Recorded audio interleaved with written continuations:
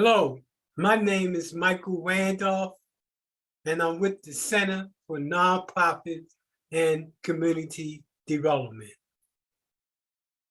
Over the years, I've met so many people who wanted to make a change by starting a nonprofit. The video I'm going to show you is some of those folks and some of the things that they want to do in terms of starting their nonprofit. We have worked with thousands of nonprofits, institutions of higher learning, faith-based groups, businesses, individuals, and others in providing this training. And this is one of many training that we provide. And I hope that afterwards you will see that you can too make a change, that your dream, your passion also can come true. Bear with me, folks. Okay, what is today's class? 501c3, that's the first part, and the second part is how to get the money, how to write a grant. So please raise your hand. People from YouTube want to see you. I want to appreciate it. We're going to have a good day today, folks, and on how to start a nonprofit. Now we're about to go into the second part of the class, which is how to get the money to get the grant. So, how did you feel about the first part of class? Do you think it was beneficial to you? Yes. Okay, excellent. All right.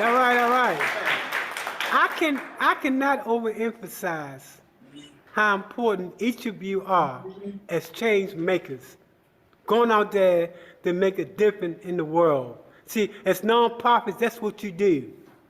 You fill a gap and make sure people have a fair shake in life. They on a better you level the playing field for them to get what they need. So give yourself another hand of applause.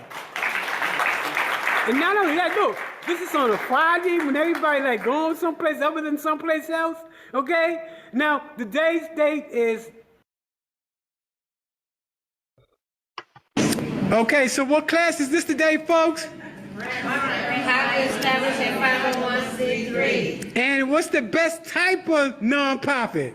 501c3. And all of you are here for this what's the first part of the class? Nonprofit, how to start a nonprofit. All right, give a call out as to what type of nonprofit you want to start.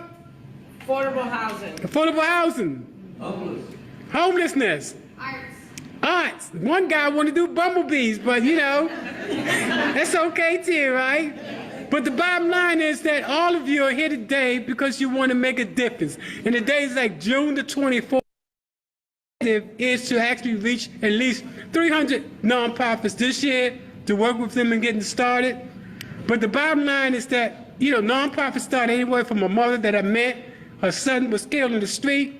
She wanted to find a way to fight back.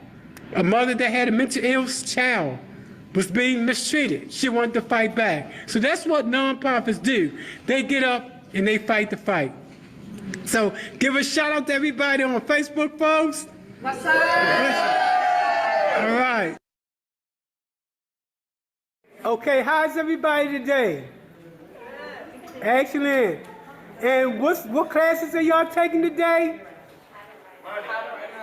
How to start a nonprofit and how to fund it. The guy back there said money. Okay, so we've just finished one part of the class, and that part of the class was how to start a nonprofit. So tell me, was it informative? Yes. You got some new knowledge now? Yes. You ready to go out there and save the world? Yes. Give yourself a hand of applause, folks. Excellent. Now we're about to move to the second part of the class, and the second part of the class is where do I get the moolah, the cash, the money? I call it to make me feel good. All right? So let's get started.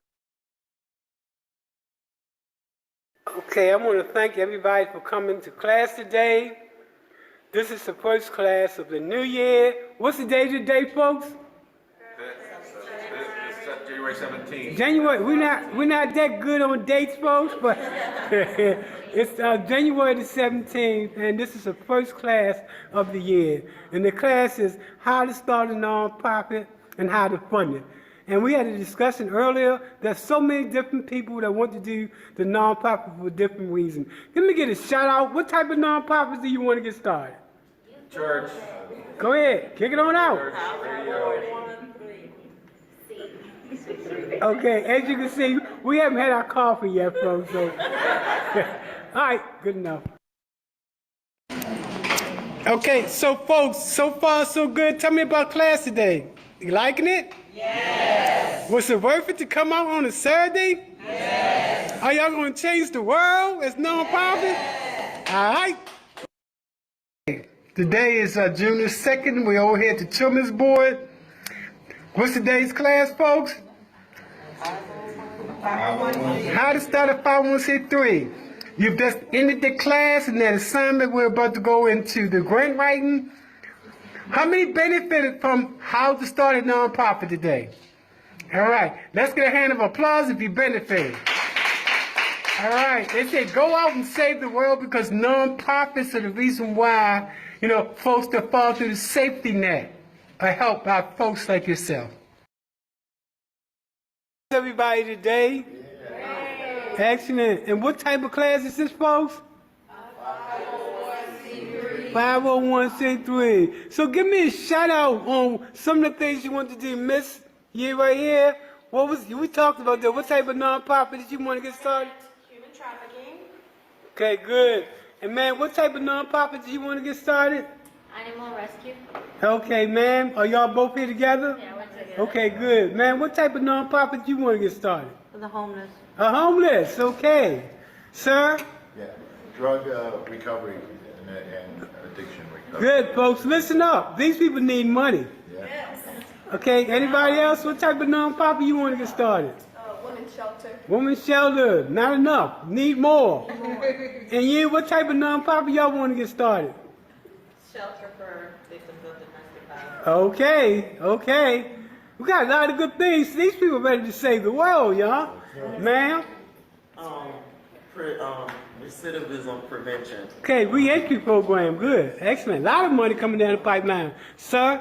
Actually, I got Opulent Springs. We actually build wealth from the inside for wealth. So, Hello? yeah, teaching and guiding children and seniors, transportation providing, education on health. Okay, excellent. I want to thank everybody again for coming to class today. But we did get some more people to come in. And we do want to show you how many people that came out today for this nonprofit class. Now, I want to give you to give yourself a hand of applause. And the reason why I'm asking you to do that is because the first part of the class that we just completed is on how to start a nonprofit.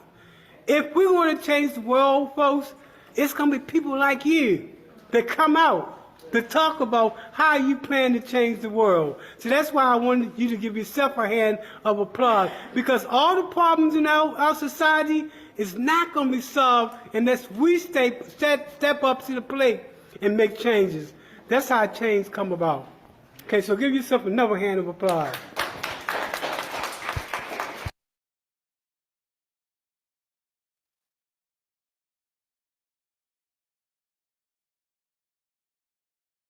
Okay, I'm going to go ahead and get started. My name is Michael Randolph, and I'm with the Center for Nonprofit and Community Development. What we do is provide technical assistance to other nonprofits. We work with them to build them to capacity. Currently, we're in all time zones except with the exception of Mountain Time Zone. Our training includes professional workshops like the one you're attending now, and our related support services that we provide is working with nonprofits to build their organizational capacity as well as their community empowerment. What we do is what's known as a new school, next generation model. That is, we move from the status quo of most nonprofits, and you know most nonprofits, they depend on grants and they depend on donations in order to exist. I call them begging. We move from that type of status quo to a business model that creates organizational and financial independence. The financial independence that we focus on is known as earned income, that result in different streams of income for the nonprofit to bring in as a business model. We offer the most comprehensive and holistic training that gives the student an in-depth knowledge experience that focuses on deal making and creating power. There is no organization that focuses on how does the nonprofit create the deal and how does the nonprofit build the power to capacity. Now, in today's class, we have a total of 40 people that's going to attend. We have 15 that's in here now. So between now and the end of class, we're expecting about a total of 40. They're going to be coming from at least 15 different states. So that being said, I'm going to go here and we're going to get started on today's class. Again, good. Everybody, where you from? Give a shout out. Hi. River, Georgia. Okay, one at a time, please. Go ahead. Tampa, Florida. Next, Tracy Newton, Tampa, Florida. next, Lakeland, Florida. next, Riverview, Florida. next, Tampa, Florida. next. Tampa, Florida. Lakes, Florida. Who was that again? Glendale Lakes, Florida. Okay, next, Atlanta, Georgia. next. Tampa, Florida. Canada. Oh, Canada up in the house. Now, how you doing, Canada? Next, Priscilla, London. London in the house. Next. Okay, I think that's it. We all over the place. Again, I'm glad we didn't have the total number of people that had signed up for this class, because it would have been really wild. But because it's not as many people, does anybody have any questions? Hold on. So, what does our service consist of related to the 501c3? As you can see, everything that we talked about in class, the articles of incorporation, the bylaws, conflict of interest policy, federal applications, EIN, state, all those documents necessary to prepare the documents for you to file for your 501c3. Our prices vary. Even though we start at $400, we do have sliding fees, especially for those nonprofits that don't have a lot of money and they are trying to get started. We work with you. So don't let the $400 scare you, because we think everybody should have an opportunity to fulfill that burning desire to make a change in something, because it's something that has affected your life. So we cover everybody from churches, after-school programs, youth programs, senior programs, community development programs. The list goes on and on and on in terms of the types of nonprofit that we work with and getting them started. Keep in mind that we not only provide this service related to the 501c3 exempt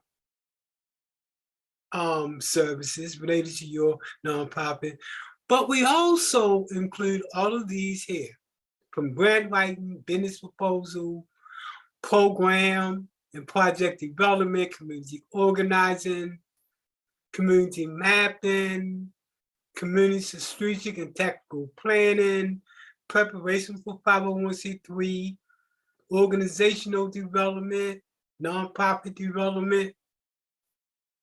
social entrepreneur, earn income, and government procurement. Now we have added to these services. So look us up and email us at Center for Nonprofit and Community Development.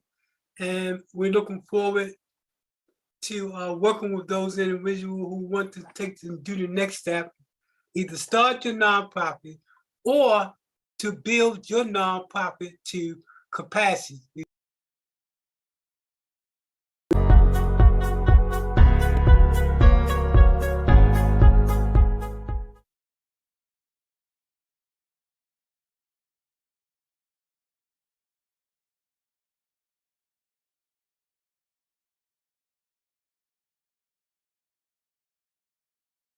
We will be getting started in about a minute or two.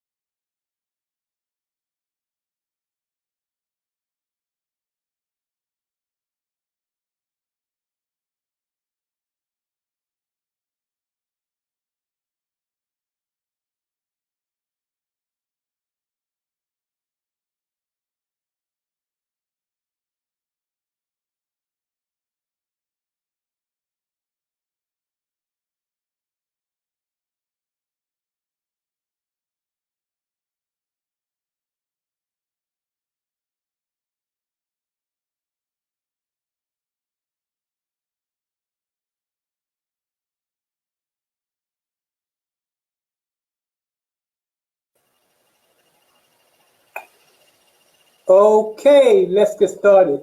My name is Michael Randolph, and I'm with the Center for Nonprofit and Community Development.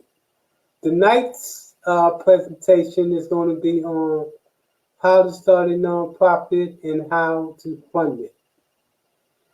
I think this workshop is going to provide a lot of information to nonprofits that are just getting started or existing nonprofits that are looking for ways to build that capacity to serve their clientele.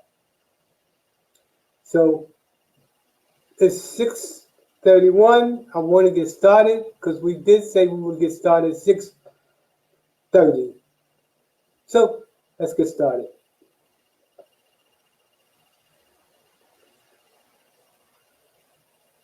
Again, my name is Michael Randolph. I'm with the Center for Nonprofit and Community Development. And what we do is to provide assistance to nonprofits to build their capacity. You can reach us at any of these 3 numbers to learn about our services.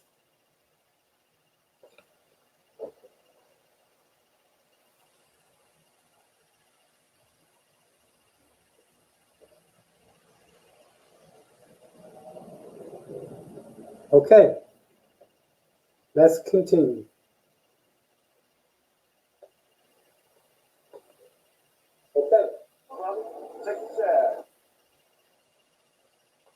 The Center for Nonprofit and Community Development is a not-for-profit, nonprofit organization whose mission is to provide technical, innovative, practical, and top-quality products and services to the clients we service to improve their ability to save time and improve the way they operate as a nonprofit.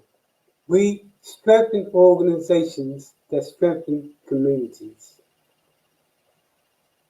We provide a holistic, comprehensive array of different services for nonprofits. As you can see, in red are the ones that we highlight, but in blue are the ones that we also provide assistance to. Tonight's presentation is going to be on how to do a grant, how to write a grant proposal, and how to start a nonprofit. We also have workshops on how to do professional business proposal, how to do program and project development and evaluation, government procurement. Every year, the federal government gives away trillions of dollars. Now, well, they don't give away, but they actually purchase trillions of dollars in services and products. We do organizational development, sustainability, as well as capacity building. And we also do 501c3 preparation for startup nonprofits. Keep in mind, we provide all of these different services. Again, we are a one-stop center. So this is a little bit of information about me. I've been doing nonprofit work for over 35 years. I started early in the 1980s. I started from what was a community organizer. From there, I advanced to a community strategic planner and developer, to designing comprehensive solutions to urban distress in neighborhoods throughout the United States. So, started the organization in 2011. Been doing the work of nonprofit way before then. We specialize in developing neighborhood planning and economic development initiatives in poverty-stricken communities. Our approach to sustainability is framed around a social entrepreneur model. We actually focus on creating not only national models, but also best practices. We have provided technical assistance, although this number is 1,800.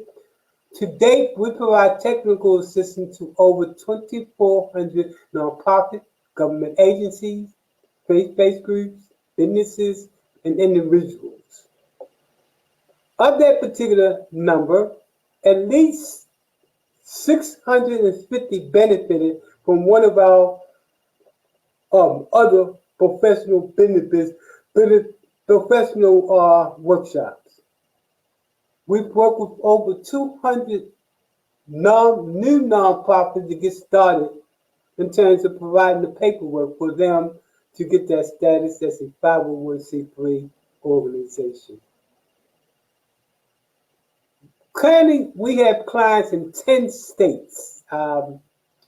We have 9 here, but we actually have clients in 10 states.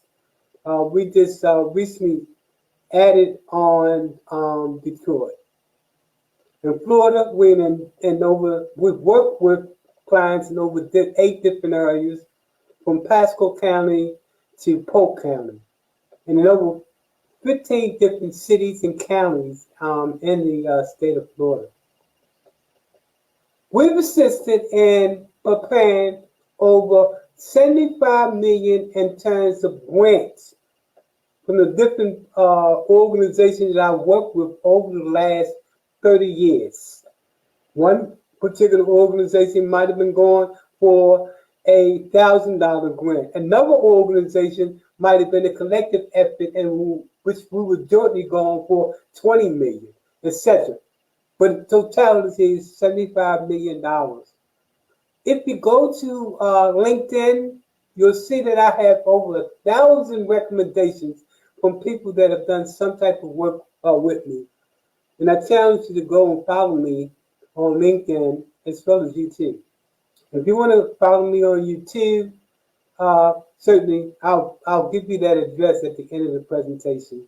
We provided over 60 business plans. Okay, that number should be over 100 now business plans. And this is some more information that I'm going to email this presentation to those of you that took part in this night's presentation. Let's move forward. This also talks about some of my accomplishments. I'll let you look at that for a minute before we move forward with the class itself. Again, the class tonight is how to start a nonprofit and how to fund it. So let's start off with the first part of the class, and that's going to be how to start a 501c3.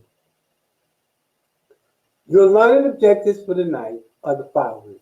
What is a nonprofit? What are bylaws? What's the purpose statement?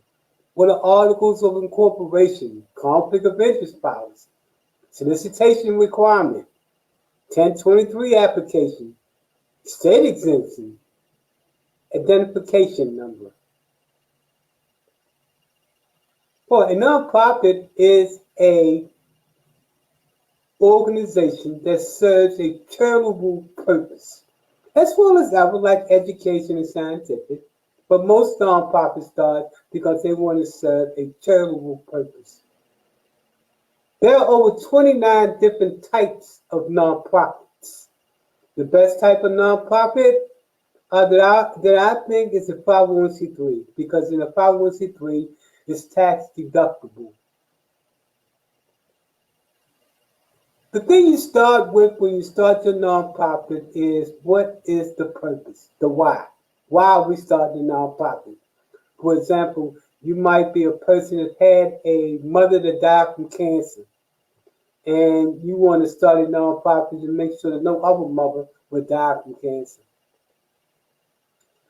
The first set of documents that you want to put together, and again, this is for this is not legal. This is for informational purpose only. The first set of documents you want to put together is what's known as bylaws. And basically, bylaws, pretty much, as you can say, is self-explanatory. It basically governs the rules to your organization.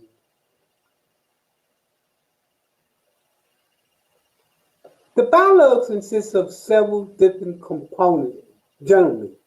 from the definition of the board of directors to your officers to the number of board of directors.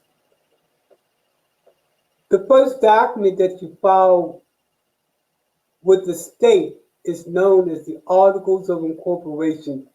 This is where you say to the state, I want to incorporate, and for the state to recognize me as a nonprofit. It's called Articles of Incorporation.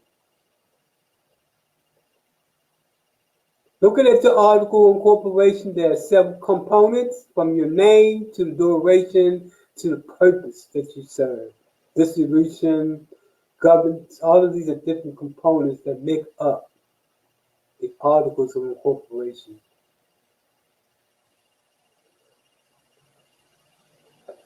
The other document, and definitely IRS requires this, is for you to put together what's known as a conflict of interest policy.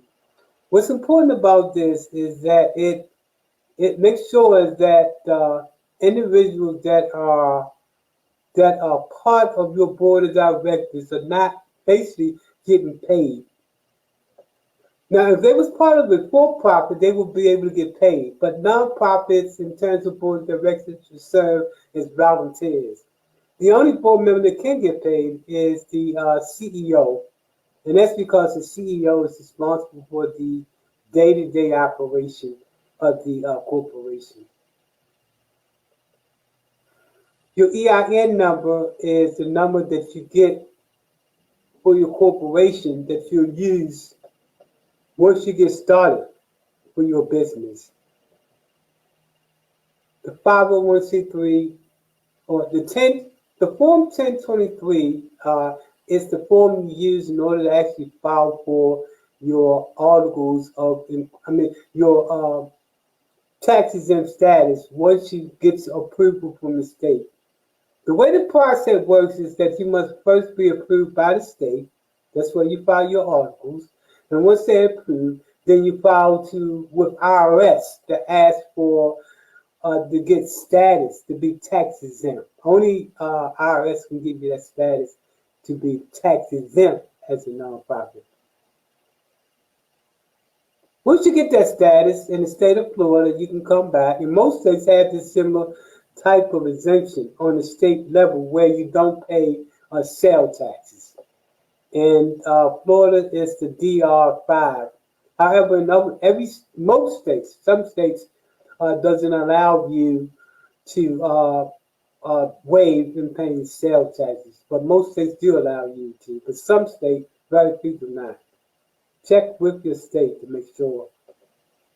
In every state, there is what's known as a form to solicit either donations or money or like grants or whatever. You have to file this with the state. In the state of Florida, it's with the Florida Department of Agricultural and Consumer Services. Every state requires that you file this because this, in fact, gives you an exemption. This gives you a license. This is what, in every state, you have to be licensed to actually operate as a nonprofit. Notice that this is not the Articles of Incorporation. That was different. This is what we call the right to solicit in any state, and you must file this. In addition to the other documents that we talked about earlier. Let's talk about the tools to actually getting a nonprofit started. Organizational development. As a nonprofit, you start as a nonprofit. There are different phases to a nonprofit. The first phase to a nonprofit is actually getting legal. That is, getting the legal documents necessary to operate. The second part and phase of a nonprofit is to put together the rules, the policies, the procedures, the staffing that you're going to need. And the final stage of the nonprofit is to be operational, to actually start to put in, getting money for the organization. This way that goes to the why, the who, the what, and the how much. Every organization should have what we call infrastructure. policies and procedures, staffing, funding, etc. Every organization, well, at least most business organizations, Fortune 500, they put this analyst together called SWOT analyst. And I think that nonprofits, in order to increase your chances of getting that grant, you should also put this in your grant when you're going for a grant proposal. You want to talk about your strengths, your weaknesses, your opportunities, and your threats that you see in the future. One of the things that you want to use in order to talk about your program and be able to put in a what we call a graphic illustration is what we call a logic model. A logic model begins to talk about the inputs and outputs and intervention that you plan to bring about. And this is called a logic model. The other thing is called a theory of change. A theory of change addresses the question as to the process. How do you plan to bring about the change that you plan to bring about? And the logic model breaks down how does the program look and how do you know when success is achieved. Here's another example of a logic model. Again, the logic model has the resources, your activities, your outputs, your short-term, and your impact. These are the four elements of a logic model. A theory of change, again, talks about the process of how you plan to do what you do. That goes to the first you identify what the problem is, the intervention that you plan to bring about, and then you talk about the outcome and benefit. And then the next component is breaking down the 5-year strategic plan. I forgot where I got this from right here, but as you can see, this is a good illustration of how to break down the 5-year plan. The first thing you talk about is the values, the mission, the strategy, the tactics, etc. Your short-term, your mid-term, and your long-term objectives. The 5-year strategic plan consists of the following: your goals, your strategies, your objectives, your tactics, your operations and methods, and the budget. There are several ways that you can bring in money into your organization. Of course, most organizations believe that the only way you can bring money is by way of grant. In fact, grants should be, on the front end, should be sought after.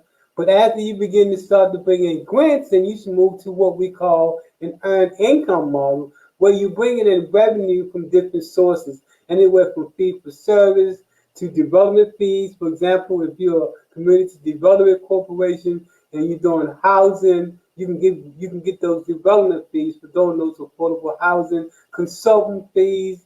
You can own and operate your own business also as a nonprofit, as long as that business that you want to operate is consistent with your purpose.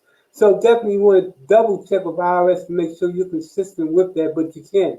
I see businesses all the time starting their own businesses. As a matter of fact, if you look at Girl Scouts, they have a business, they sell cookies. If you look at these thrift shops that are controlled by the thrift shops that are controlled by Goodwill, that's money they make. That's a business. So nonprofits can actually be bringing money in different ways, including owning and operating your own business, as long as it's consistent with your purpose. The other things you want to have together as a nonprofit is to make sure you got a business plan, operational plan, financial management, funding, safety and risk management, marketing and planning, and you make sure that you have partnerships and collaboratives. Okay, we're going to start to talk about the grant now.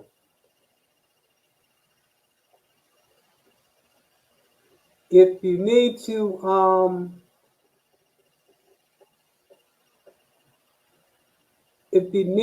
reach us, feel free to do so at the Center for Nonprofit and Community at gmail.com.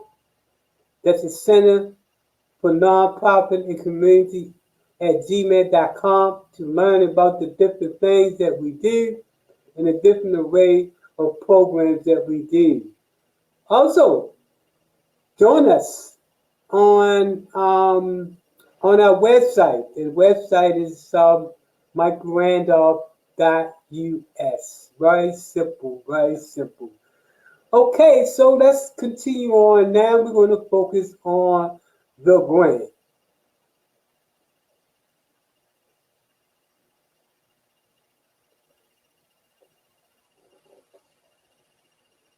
Your learning objectives, after we finish this session, you should be able to describe the different types of grants. Describe the different types of grantors. You should be able to identify the resource tools necessary to get the money. You should be able to write, you should understand the proposal process, and you should be able to do concept papers, the concept paper. What makes us different is that we teach nonprofits how to write grants from the perspective of telling the story. How do you tell the story? And you tell the story through impact. We teach folks how to tell the impact and how to tell the story. There are a number of different types of grants. You have your unrestricted grant, which is for general purposes.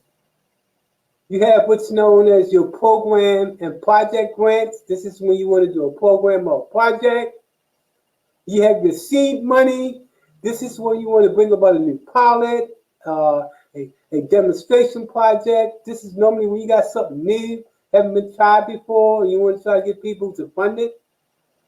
Capital grants. This is when you want to do land acquisition to construction, renovation of physical facilities, endowment, and challenge grants, as well as in-kind support. Different types of grantors. And grantors are the people that give the money. You have the individuals. Normally, this is your advantages and your disadvantages. You have your family and community foundation. And notice your advantages and your disadvantages. Your corporations, advantages and disadvantages. Federated funds, advantages and disadvantages. And finally, government funds, advantages and disadvantages. This don't go for the grant. Look at the advantages and the disadvantages and go on for that grant. There are different types of tools that you can use to search for grants. You have the Foundation Center. I think this is probably one of the best. And then you also have grants.gov. That's when you're going for federal grants. You also have GrantStation. I also have GrantStation. You can get that in order to go and to find out where the grants are. There are over 10,000 foundations that give grants out every year from around the world.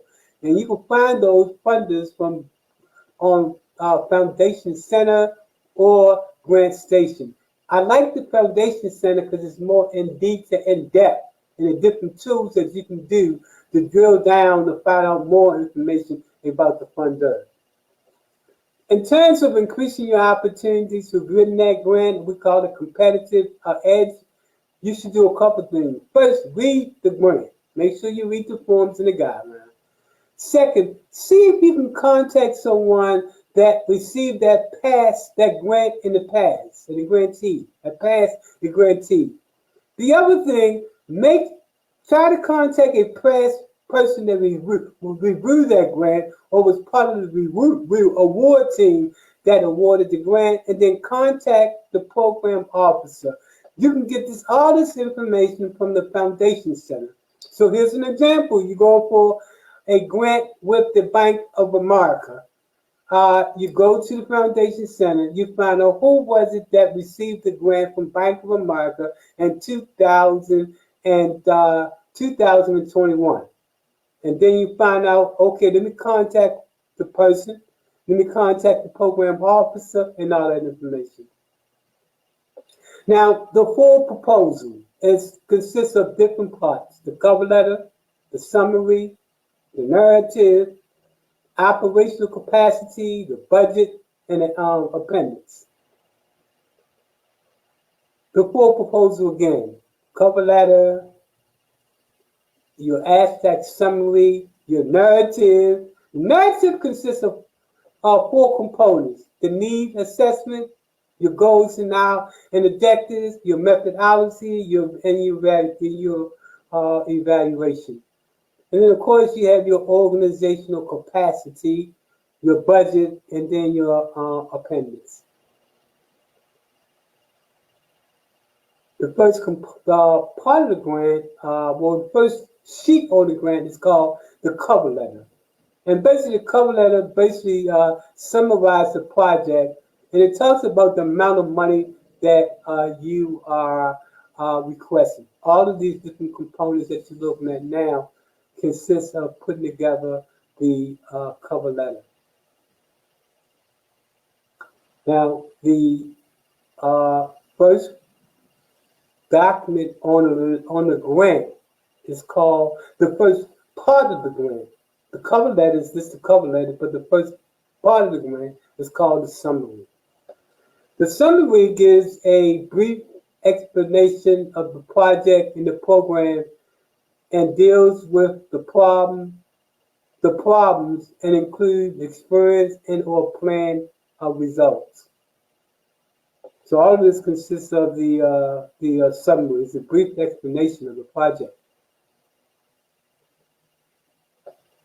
Your narrative should consist of the need statement, your goals, your objectives, your methods, your evaluation. Let's look at the need statement from a different perspective. The need statement specifies the conditions in which you plan to change. And it consists of all of these different components. It also includes both quantitative and qualitative research. That's how you make an argument and related to the particular problem that you want to solve. You want to do your research and do your homework to show that you did your research, to show that it is a problem. You also want to show that there is a solution to the problem.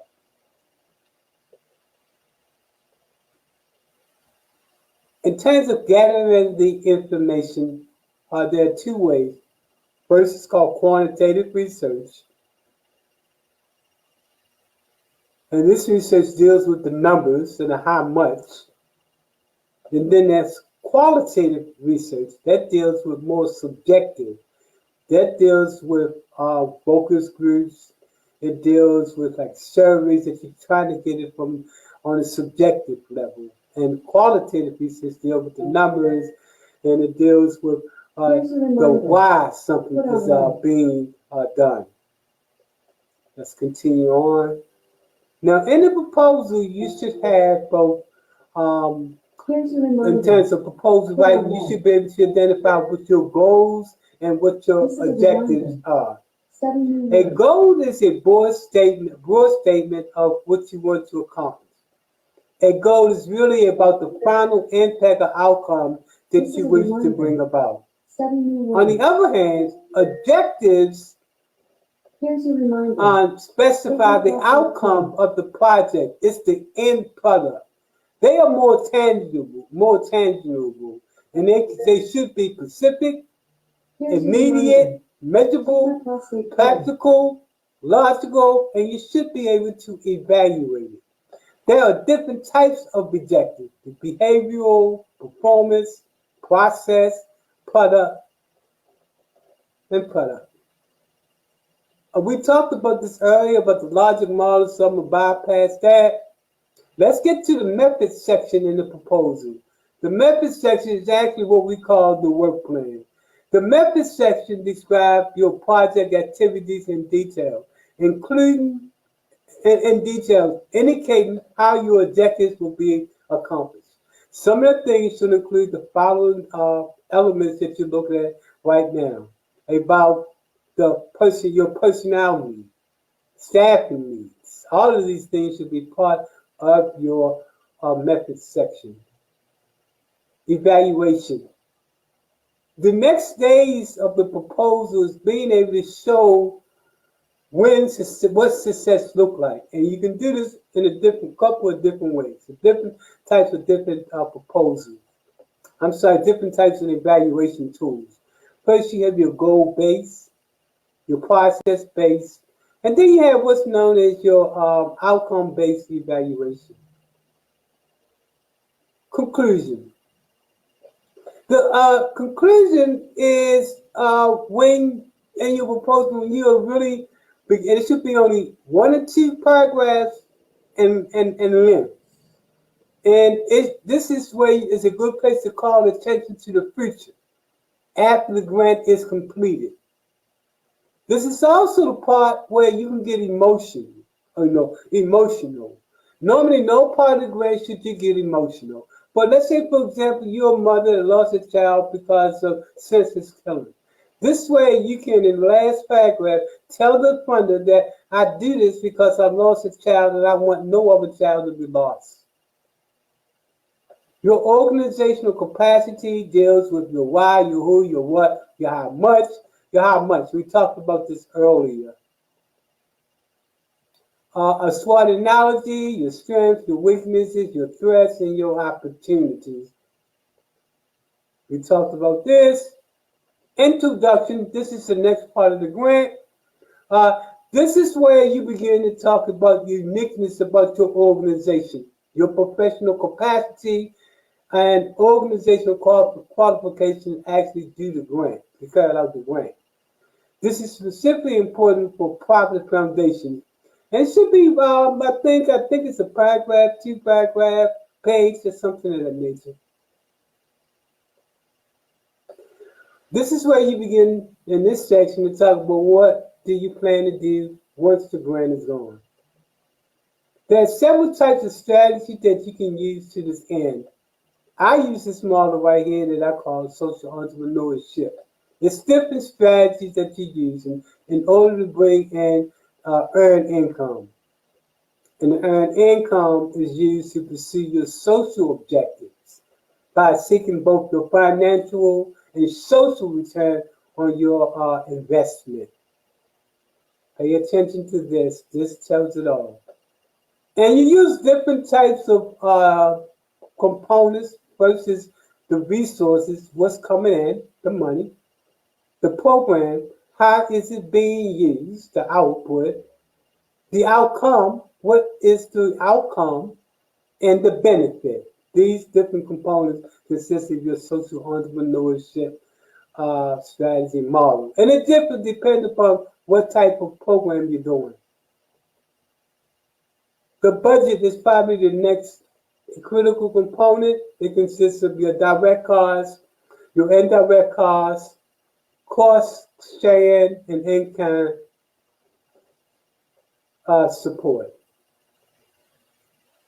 And then the simulation of your project. Keep in mind that when you get out to literature, if I would your website, social media, pamphlets, press release, make sure you indicate who funds you. So somewhere you should be donated by, funded by, somewhere it should be on your all of your information, your media information that you're getting out there to the public. And then appendix. And your appendix should consist of list of your board members, annual reports, past success stories, letters of support. All this stuff should be part of your appendix. And then appearance is very important. Make sure if they ask you to list something, you list it. If they ask you to number pages, make sure you number it. If they ask you to double space, you double space and no triple space. Make sure you pay attention to this section as to what they want the grant, how they want the grant to be formatted. I've known many people that didn't get the grant because they didn't follow instructions. Now, the other thing you can do in terms of going after a particular pot of money is what's known as a concept paper or a letter of intent.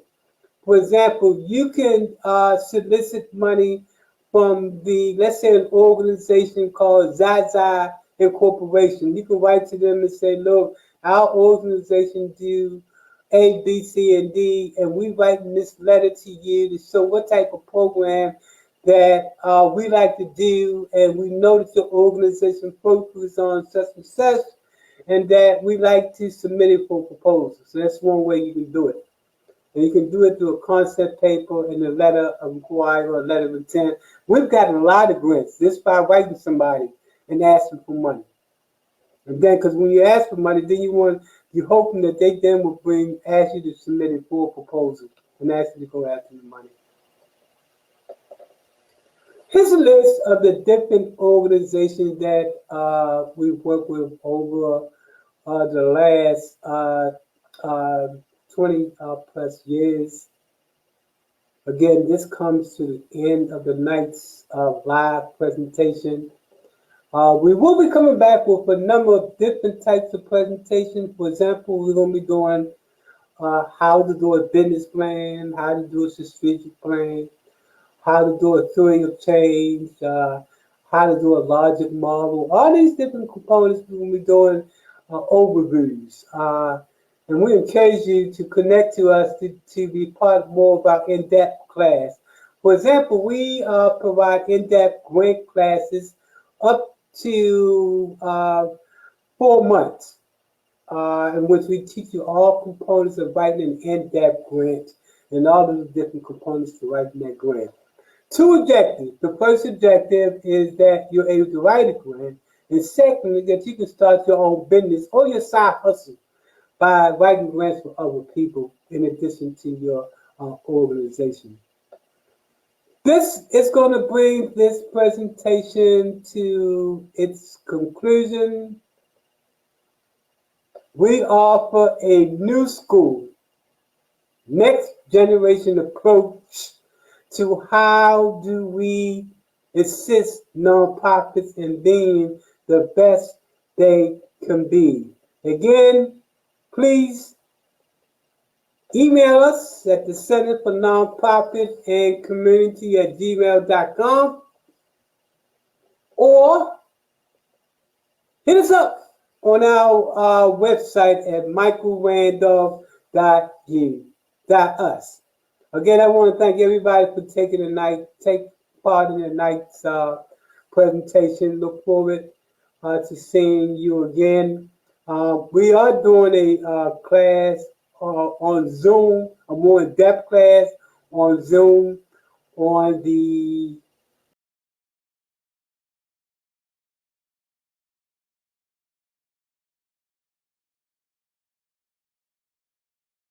Do not forget to connect with us by way of email, by way of our website, in order to connect to our services. I want to thank everybody for taking part in this night's presentation, and I hope that it has given you an opportunity to look at the possibilities. Again, thank you.